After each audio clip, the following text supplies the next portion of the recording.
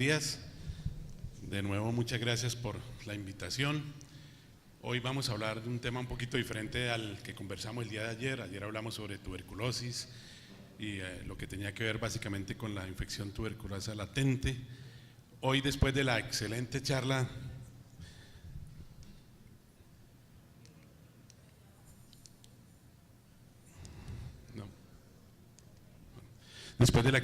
del doctor Egea sobre sinusitis, pues también cambiamos de tercio.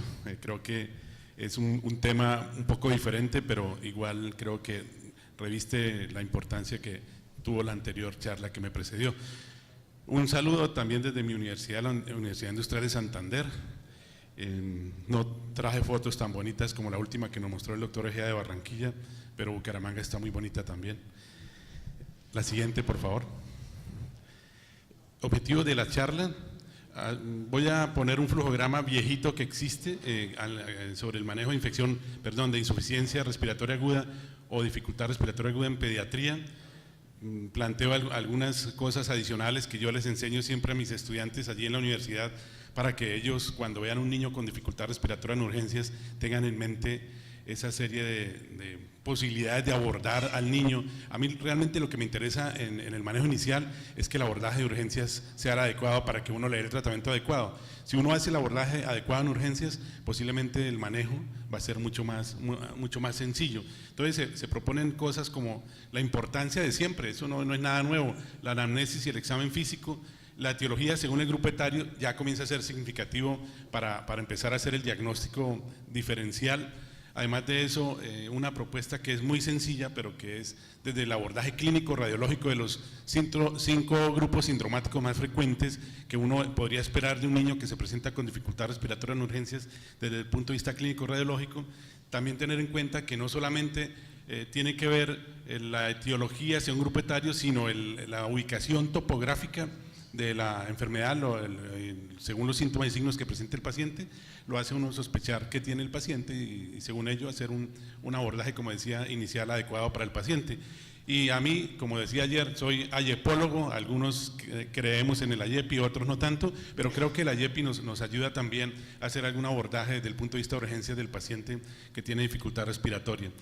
Algunos puntajes diagnósticos, no me voy a detener en ello, pero para tenerlos en cuenta, la escala de Wesley, por ejemplo, para el manejo de Krupp, la escala de Taussig para clasificar a veces bronquiolitis o asma u otras que existen, la escala del recién nacido en Silver-Anderson, que también se utiliza para el niño con dificultad respiratoria.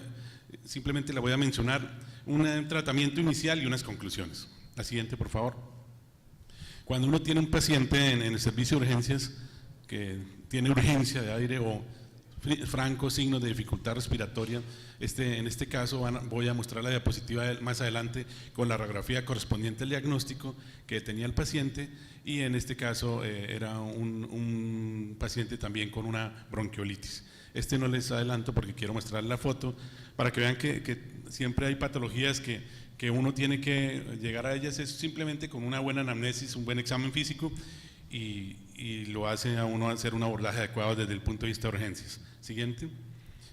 El programa que les decía que es un poquito viejito, pero que me gusta mencionarlo porque de allí siempre ha partido esta charla que se las he dado un par de veces a mis estudiantes allí en Bucaramanga, es que si uno tiene un niño con dificultad respiratoria en urgencias, tiene que tener en cuenta la historia clínica, la anamnesis, la edad del paciente, y con eso van a ver parte de la propuesta que hay más adelante.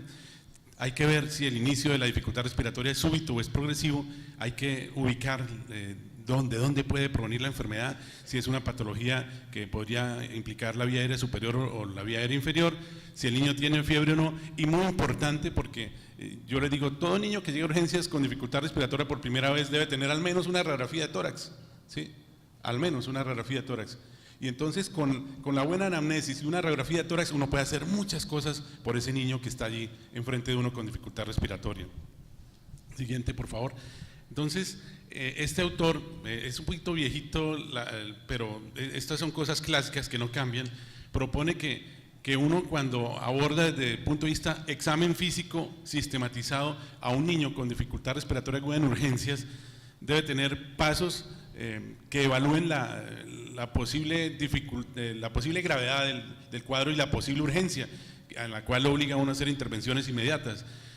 El primer paso es estar seguro de que la vía aérea superior esté permeable.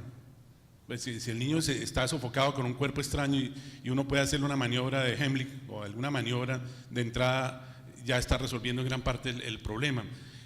Si el niño tiene un estridor severo y se trata de un Krupp severo, pues necesitamos con urgencia producir una intervención rápida, porque lo que necesitamos es que él tenga la vía aérea patente.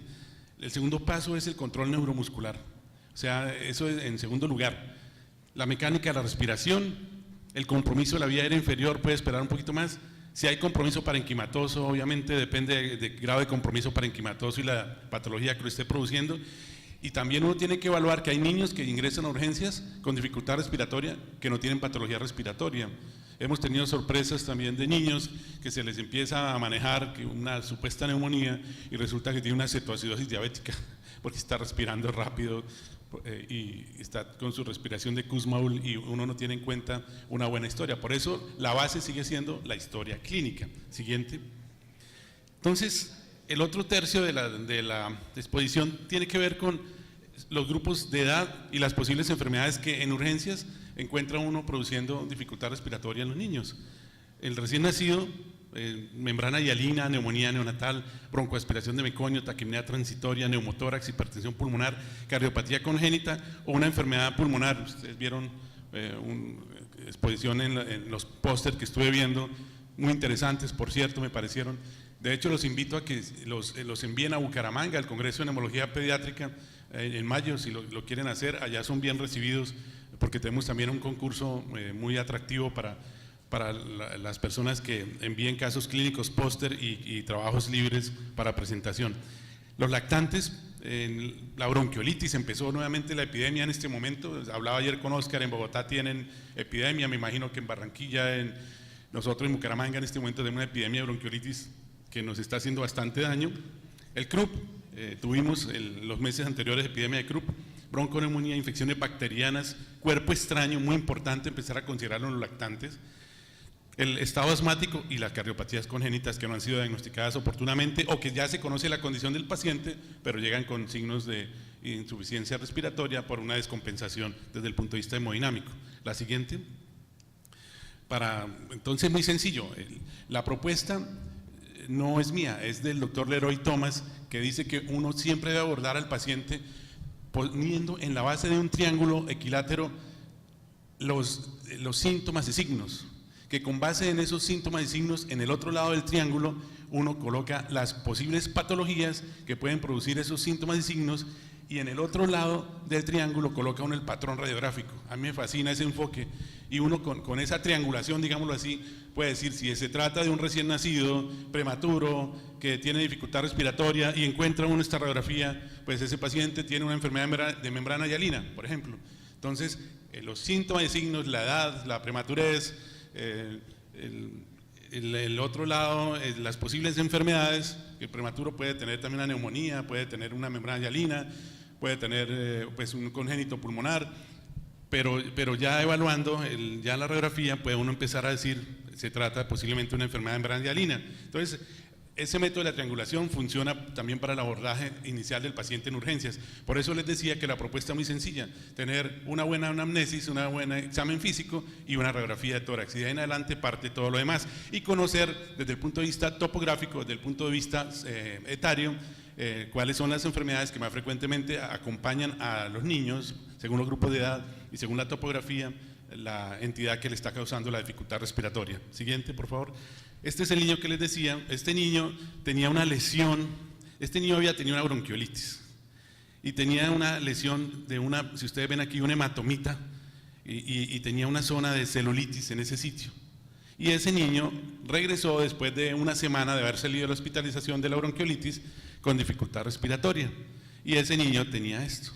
Ese niño se le comprobó una neumonía estafilocóxica. Lamentablemente hizo ahí en el sitio de colocación del catéter venoso una infección y presentó la dificultad respiratoria. Entonces, ahí lo importante para tener en cuenta en el triangulito ese propuesto es que se trataba de un niño que tuvo semanas antes una bronquiolitis, que recibió múltiples punciones, que en el examen clínico se veía una infección y que esa infección era de la piel y que llega en la radiografía de tórax con una neumonía necrotizante y entonces pues uno que sospecha, ¿cuál es la bacteria más importante relacionada con de pronto una infección por venopunción?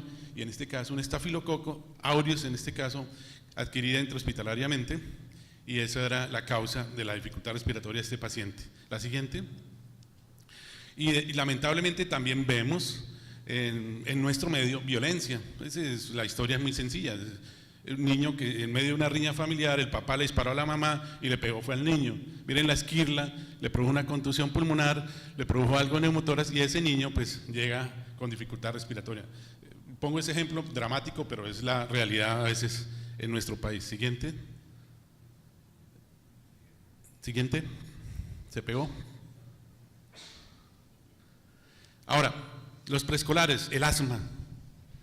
Se ha hablado muchísimo en este congreso de esta patología. Las neumonías siguen siendo importantes, el cuerpo extraño, el trauma, las intoxicaciones, y aquí lo ven mucho más frecuentemente, y ahora en los sitios en donde hay piscinas, y aquí tenemos, pues imagínense el mar, y todo esto, casi ahogamiento. Escolar y adolescentes, infecciones, intoxicaciones, trauma, casi ahogamiento, inhalación de tóxicos y estado asmático.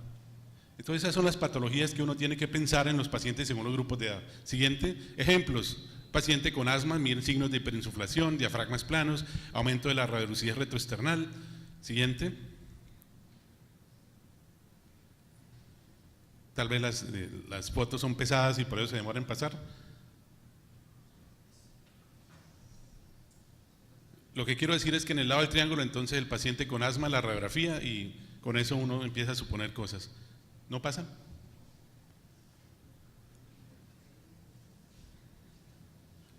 Bueno, este es un niño escolar que ingresa al servicio de urgencias porque súbitamente, ahí está parte del flujograma inicial, si fue de inicio súbito o fue de inicio lentamente progresivo, la insuficiencia respiratoria del paciente. Súbitamente empieza con dificultad respiratoria y lo llevan a urgencias, y entonces, ¿qué se ve acá? Signo de pérdida de volumen en el pulmón izquierdo. Ustedes ven claramente desviado el cardiomediastino hacia la izquierda, ven mucho más pequeño el volumen del pulmón izquierdo y ven hiperinsuflación compensatoria del pulmón contralateral. ¿Eso qué lo hace pensar a uno? Cuerpo extraño en vía aérea. Le hicimos una broncoscopia y le sacamos en Bucaramanga le decimos chaquirita, una de esas cositas que se colocan a veces colgadas en las manos o en el cuello, y eso era lo que tenía ese niño en la vía aérea. La siguiente.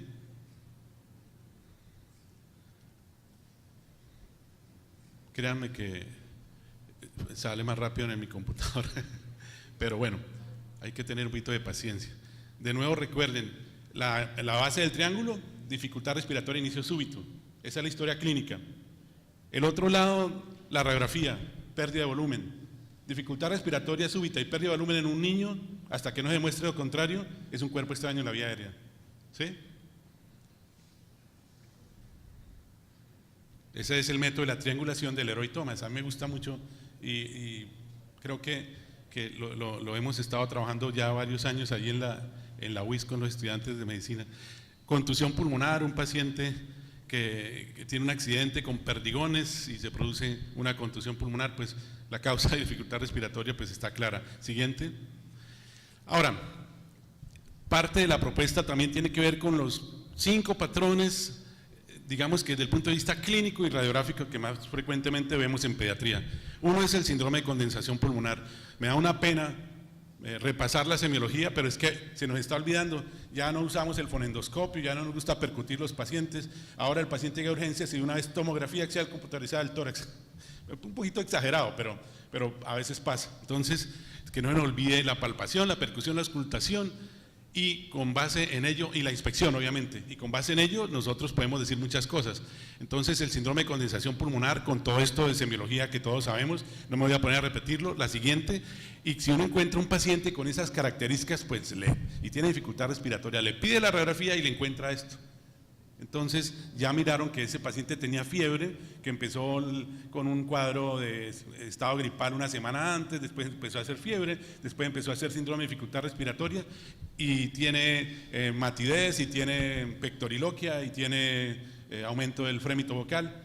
Entonces en la radiografía pues le encontramos una gran consolidación con un poquito de derrame pleural. Miren la línea de Damaso acá, en donde se ve el casquete que borra el ángulo costofrénico del lado derecho, y ese paciente pues tenía como causa la dificultad respiratoria, esa correlación clínico-radiológica en ese síndrome de condensación clínico-radiológico. Siguiente. Aquí está la radiografía lateral en donde está claramente definido el compromiso del lóbulo superior.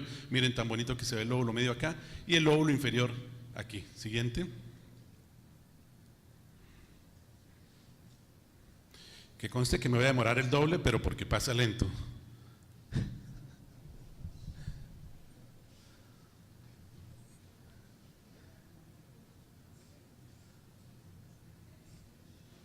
Bueno, tengamos paciencia. El anterior era el síndrome de condensación o consolidación. El otro es el síndrome de atelectasia pulmonar. Ya vimos un ejemplo claro. Inspección, a diferencia de cuando hay derrame pleural, en donde se ve abombamiento y aumento de los espacios intercostales, o en el síndrome de neumotórax que vamos a ver más adelante, aquí vemos estrechamiento de los espacios intercostales cuando la atelectasia es significativa. En la palpación, las vibraciones vocales pueden estar abolidas porque hay pérdida de volumen, matidez, auscultación, pues todo esto que sabemos. La siguiente. Y en el paciente que se trataba de un lactante que comenzó con dificultad respiratoria precedida de infección respiratoria superior, con un cuadro sibilante importante, se encontró la siguiente radiografía. Entonces, esa es la siguiente radiografía. Ese paciente que les contaba en un lado del triángulo de la historia, lactante, rinofaringitis, dificultad respiratoria progresiva, cuadro sibilante, con esto ahí, ¿sí? Ese paciente tiene una bronquiolitis con tapones de moco y una atelectasia. Miren que en este caso es todo lo contrario a lo que les mostraba con el paciente que tenía el cuerpo extraño en el lado izquierdo. Aquí el cuerpo extraño es un tapón de moco, hace pérdida de volumen del lóbulo medio y del lóbulo superior derecho, con hiperinsuflación compensatoria del lóbulo inferior e hiperinsuflación compensatoria. Miren que incluso se está herniando el pulmón izquierdo, compensando la pérdida de volumen que existe no es muy buena la radiografía, pero sirve para determinar esto. Ese paciente tenía entonces una atelectasia masiva, prácticamente del lado derecho, secundaria a una bronquiolitis. El manejo médico es inicial, pero en algunos casos toca pues ir a retirar el tapón de moco con una endoscopia de la vía aérea. Siguiente. Aquí el mismo paciente ya con la hiperinsuflación, pero ya después de la intervención se ve que mejora bastante. Siguiente. Sin embargo, hay una hiperinsuflación importantísima, ¿no? Esto era para poner el ejemplo del síndrome de atelectasia. La siguiente tiene que ver, hay otros tres patrones. Un patrón es el patrón de neumotórax, otro patrón es el patrón de derrame pleural y el otro patrón es el patrón de síndrome broncoobstructivo. Y con esos 5 patrones uno enfoca hacia el paciente de urgencias y realmente se le escapan pocos pacientes para conocer el motivo de la dificultad respiratoria. Como les decía, el síndrome de derrame pleural. En la inspección, ensanchamiento de los espacios intercostales, ya les había advertido.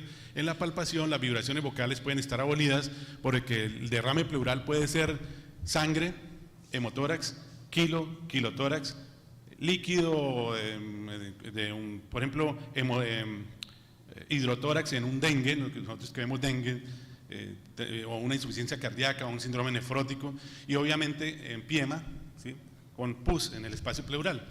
Entonces, cualquiera de esos puede producir estas manifestaciones clínicas que no me voy a detener a repasarlas porque es de la semiología clásica de Sedielo, de propedéutica clínica de Suros, no sé cuál utilizaban ustedes, pero cuando yo estudiaba en pregrado en la Javeriana, esos eran los textos que utilizamos en un momento dado para recordar. La siguiente, por favor, para ver un ejemplo de síndrome de derrame pleural.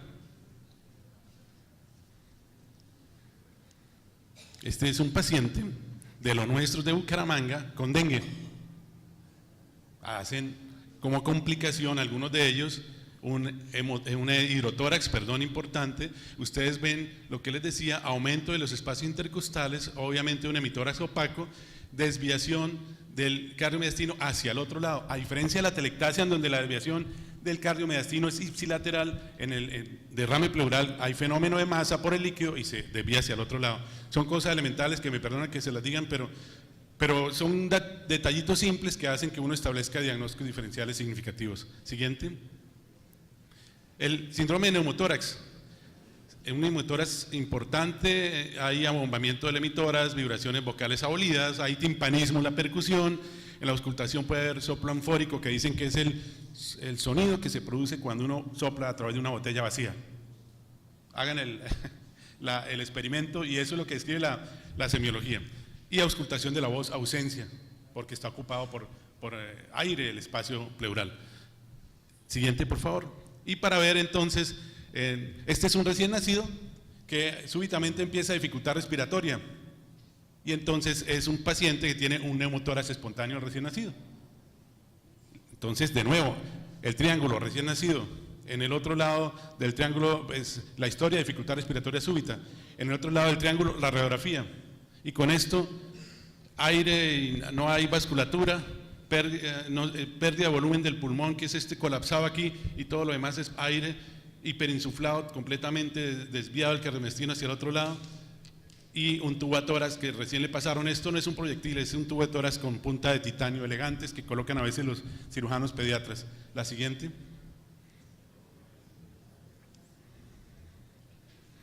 Y finalmente, en esta propuesta, que es la otra que yo le mencionaba, además del diagnóstico etiológico según grupos de edad, el síndrome broncoobstructivo, en donde uno espera encontrar semiológicamente estos datos.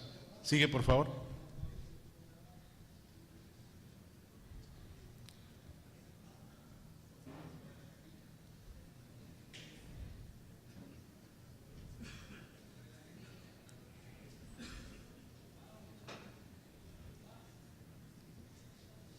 Hay muchas causas de síndrome broncoobstructivo en los niños. Si es un lactante, puede ser una bronquiolitis.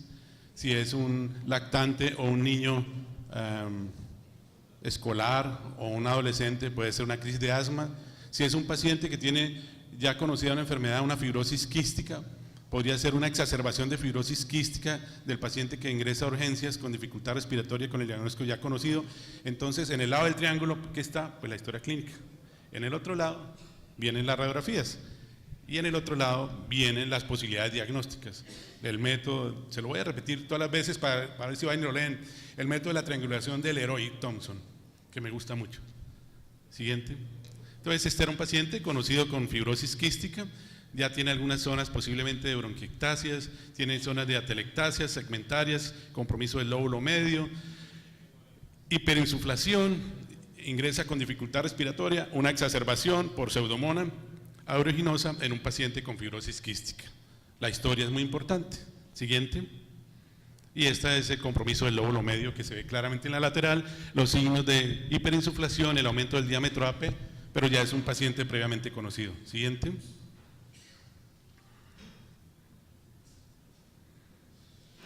Ahora, el abordaje es desde el punto de vista topográfico. Hemos hablado entonces, recuerden nuevamente, primero la historia clínica, segundo, hacemos un abordaje desde el punto de vista de etiología según los grupos etarios, tercero, hablamos del patrón clínico, radiológico, digámoslo así, y cuarto, la clasificación topográfica. Entonces uno puede tener etiología de síndrome de dificultad respiratoria en un niño por problema del sistema nervioso central, entonces no se le puede escapar a uno preguntar por fármacos, trauma craneoencefálico, hemorragia intracerebral, apnea del prematuro. Puede tener compromiso del sistema nervioso periférico y, por ejemplo, lesión en médula espinal, síndrome Guillain-Barré, miastenia gravis, lesión del frénico. Hay que mirar la historia también. Puede tener compromiso los músculos respiratorios con las distrofias musculares, las miopatías por caquexias, la fatiga por aumento del trabajo respiratorio en un paciente que ya está en inminencia de falla respiratoria, cualquiera que sea la etiología de la misma. Por compromiso de la pared torácica y la pleura, enfermedades restrictivas como la sifoscoliosis, que en un paciente que tiene de por sí una restricción y hace una infección respiratoria se acentúa mucho más, neumotórax, hemotórax, empiema, quilotórax, que ya mencionaba anteriormente. Siguiente. Entonces este fue un recién nacido que nace, se va para la casa y a las 12 horas vuelve con franco signo de insuficiencia respiratoria. Se le hacen todos los estudios del mundo, esta es la radiografía en la que ingresa a urgencias, hay pérdida franca de volumen, se le comienza a colocar presión positiva, mejora francamente, se le hacen todos los estudios y resulta tener un síndrome de hipoventilación alveolar raro, pero lo muestro como un ejemplo porque en el lado del triángulo es un recién nacido que aparentemente estaba sano, se fue para la casa y a las 12 horas regresa con dificultad respiratoria y es esta historia, es un niño completamente hipotónico y pues largo trecho y recorrido tuvo este niño. Siguiente. El que ya mencionaba, del neumotórax espontáneo, otra.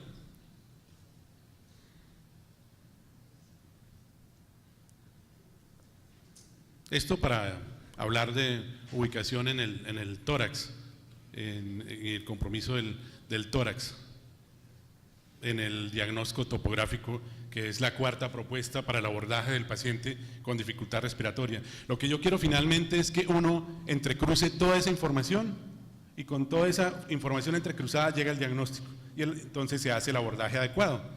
Aquí está un paciente que hizo fiebre y dificultad respiratoria y llegó y se le oía disminución de los ríos respiratorios en el pulmón derecho, se le toma una radiografía de tórax y lo que tiene es un gran absceso pulmonar. Está claramente el nivel hidroaéreo, la pared muy bien delimitada del absceso pulmonar en un paciente que hizo una neumonía y en la evolución posterior mejora muy bien del absceso, queda una lesión residual que resulta ser un quiste broncogénico. La siguiente.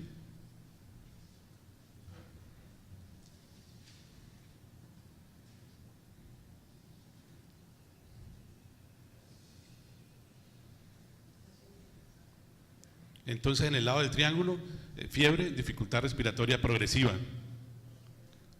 Ahora, vías respiratorias altas, epiglotitis, Krupp, laringomalacia, vías respiratorias bajas, cuerpo extraño, asma, bronquiolitis, malacia, la vía aérea, que el doctor Barón ayer hacía un muy buen recuento de que sí existe la malacia, la vía aérea, que no nos creían, el parénquima, la neumonía, el edema pulmonar, la dificultad respiratoria del adulto, las atelectasias, los congénitos pulmonares, y en la vasculatura pulmonar nos van a hablar ahorita de hipertensión pulmonar, que puede ser una causa, sobre todo si es descompensación aguda, embolismo pulmonar, raro en niños, pero se presenta, y las cardiopatías congénitas, como ya lo mencioné también.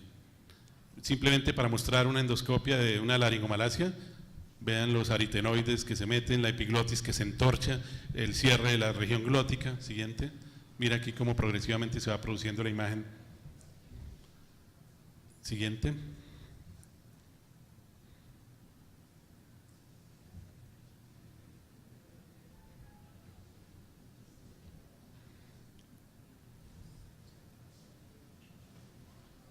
Epiglotitis, afortunadamente ya no vemos, porque con la vacunación contra hemófilos influenza tipo B y la bacteria más importante era esa precisamente, ya no vemos epiglotitis. Siguiente.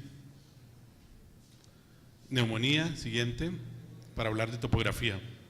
Compromiso del parénquima pulmonar como causa de dificultad respiratoria en el niño.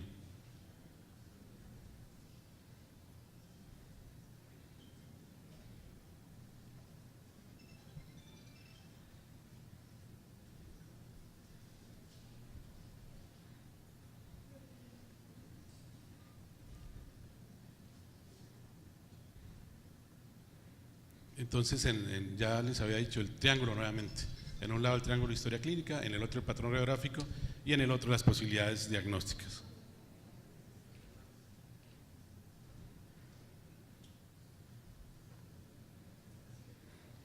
Después de mostrarle estos 4 intentos de abordaje, le finalizo simplemente mencionando algunas cosas que tienen que ver con el tratamiento inicial, pues que ya vamos a ver qué es el de siempre, mantener la vía aérea, la oxigenoterapia y de ahí en adelante, según la patología que uno sospeche que tenga el paciente, uno definirá si comienza la primera dosis del antibiótico, uno definirá si hace alguna otra intervención, si solicita algunos exámenes diferentes a la radiografía tórax que nos ayuda en la parte inicial.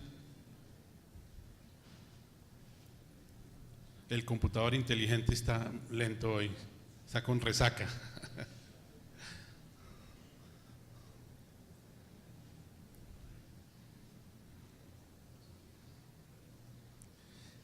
Después de este cuarto patrón, yo les traigo unas 3 diapositivas que hablan de IEPI ya les había mostrado esto, la siguiente, que es para hablar simplemente de compromiso del parénquima pulmonar en una bronquiolitis por atelectasias y zonas de hiperinsuflación. Les estaba mencionando que después de esto les traigo el abordaje IEPI del niño con tos o dificultad para respirar. Y también se tiene en cuenta, lo podemos tener en cuenta y nos ayuda muchísimo en los niveles primarios de atención, en donde uno con el criterio IEPI, incluso sin tener la radiografía de tórax, hace abordajes. Un caso raro de un paciente que ingresa en Bucaramanga, de un sitio que se llama Charta, California, por allá están las minas de oro, el páramo de Santurbán. Entonces el niño estaba en Charta y subía al páramo de Santurbán a acompañar a su papá, que era minero, que estaban empezando a hacer una cosa de minería ilegal, entre otras, y cada vez que subía el niño y bajaba le daba dificultad respiratoria. Y con esa historia llegó, y cuando se vio esa primera imagen se dijo que tenía una neumonía estafilocóxica del pulmón derecho, pero al día siguiente, ustedes vieron la radiografía que estaba en el otro lado, me pasan la anterior porque ahí se avanzó rápido. Gracias. Entonces ustedes vieron que la radiografía de un día para otro, en menos de 24 horas, con una primera dosis solamente de oxacilina, ¿sí?, y con oxígeno, mejoró. Entonces una neumonía estafilocóxica no se mejora en 12 a 24 horas. Entonces era un paciente con edema pulmonar de las alturas. ¿Sí? Casos raros, pero bueno, la historia es importante en cuanto a que le daba crisis de asma cada vez que subía y bajaba. Entonces, para que lo tengan en cuenta. Bueno, siguiente. Transposición de grandes arterias o grandes vasos, como una cardiopatía congénita por compromiso. Aquí ven el crecimiento del corazón y la hiperinsuflación y algunos datos de hiperflujo central. Siguiente, lo que pasa es que la placa está muy penetrada.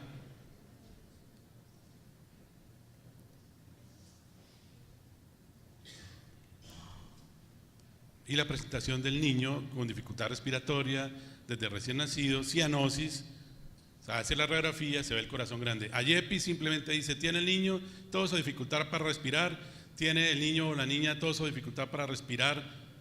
Si es sí, entonces ¿cuánto tiempo hace? ¿Tiene sibilancias? ¿Es el primer episodio? ¿Es recurrente? ¿Tiene cuadro gripal previo o ha presentado apneas?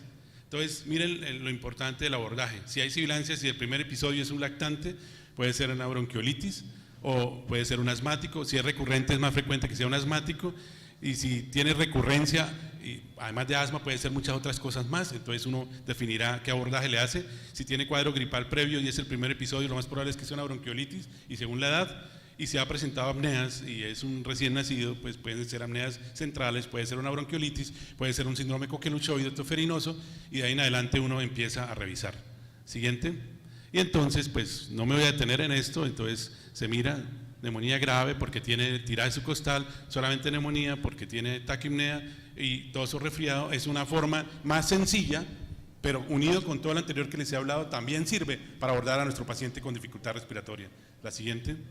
Y esto es ya teniendo en cuenta si fue primer episodio, si es recurrente o no es recurrente, si hay compromiso de vía aérea superior sugerido por un estridor versus sibilancia, compromiso de vía aérea inferior, y con base en eso también uno dice muchas patologías, bronquiolitis, laringotraqueobronquitis aguda, sibilancia recurrente como el paciente con asma, pero puede ser un paciente con cardiopatía, con fibrosis quística. La siguiente. Y si estamos en epidemia de influenza, entonces podría ser una enfermedad relacionada con gripe pandémica. Siguiente. Eso es IEPI. Nos sirve bastante. Siguiente.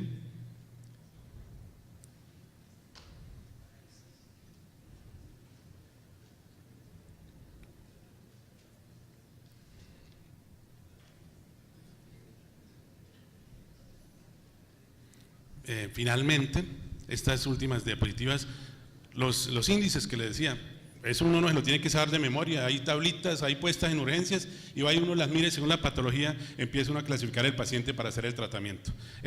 Este es el Silver Anderson, que pues, no ha cambiado desde que se mencionó. Siguiente. La escala de Wesley para Krupp, hay otras más. Hay Wesley modificado también. Siguiente.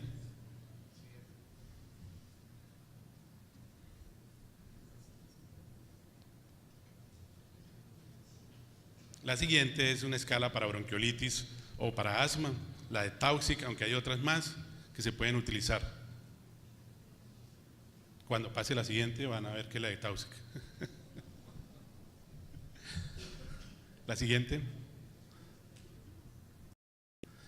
Y otra cosa muy sencilla que a mí me gustó mucho cuando la encontré revisando este tema, hay que ponerle mucho cuidado a cómo está la mamita cuando llega con el niño corriendo a urgencias porque se ahoga.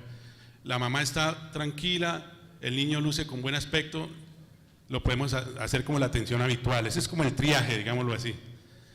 La madre está muy alarmada y se ve el niño en mal estado general, hay que atenderlo inmediatamente, no hay por qué esperar allá que haga la cola de los 50 chinos que están esperando. La enfermedad crónica predisponente como asma, fibrosis quística o episodios previos graves, hay que también poner cuidado y atenderlos más rápido. Me pareció una diapositiva muy sencilla, pero también le enseña a uno muchas cosas. La siguiente. Y la evaluación diagnóstica, la importancia de la monitoría no invasiva. Y si ya tenemos que hacer monitoría invasiva, siguiente, por favor, pues entonces ya definiremos según la patología que sospechemos qué vamos a hacer con el paciente. Y el tratamiento, son apenas 2 diapositivas, así de que no se aterren porque no voy a hablar del tratamiento de todo lo anterior, porque no alcanzaría el tiempo del evento para hablar del tratamiento. Medidas generales: oxigenoterapia, mantener permeable la vía aérea, hidratación, nunca dejar de alimentar a los niños si el niño se puede seguir alimentando, porque los desnutrimos y empeoramos la condición respiratoria. Las monitorías de signos vitales, la posición prona, pero tener cuidado con la posición prona por la muerte súbita del lactante, si vale o no vale la pena hacer una maniobra de Heimlich si el inicio es súbito y el paciente ingresó recientemente a urgencias, si se necesita o no cuidado intensivo. Siguiente.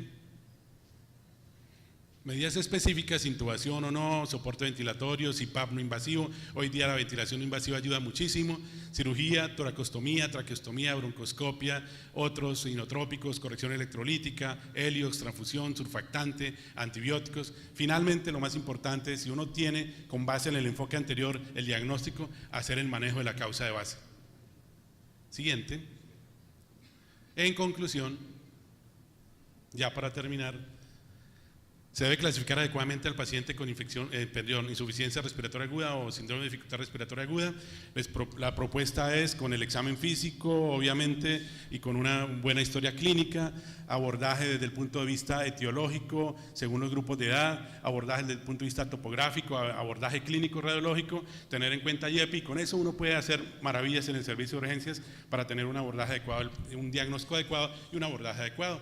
Y con base en eso implementar protocolos de diagnóstico oportuno en urgencias y pautas de manejo en urgencias según cada caso. Siguiente. Gracias. Y la última, para hacerles nuevamente la invitación para nuestro evento del 26 al 29 de mayo, el 12º Congreso de Neumología Pediátrica que hacemos cada 2 años, será en la ciudad de Bucaramanga. Cordialmente invitados. Muchas gracias.